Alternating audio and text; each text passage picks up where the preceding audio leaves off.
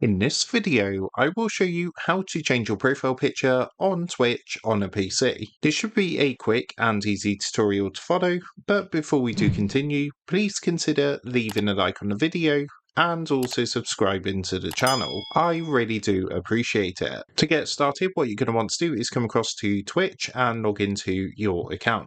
Once you're logged in, what you want to do is come up to the top right hand corner and click onto your profile picture to bring up this menu on the right hand side.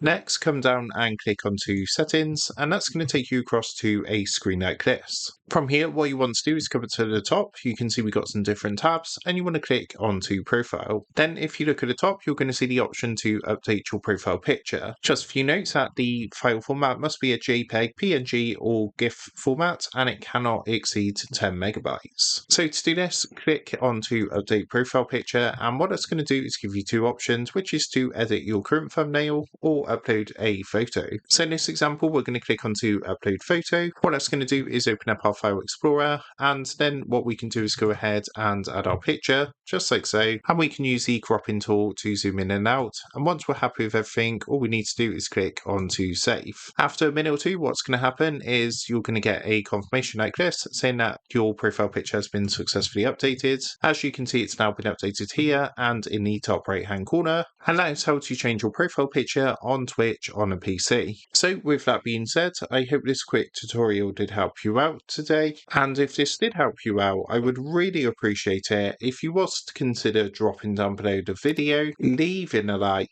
and also subscribing to the channel. With that being said, I just want to take a minute to thank you guys for watching this quick tutorial, and I will see you in the next video.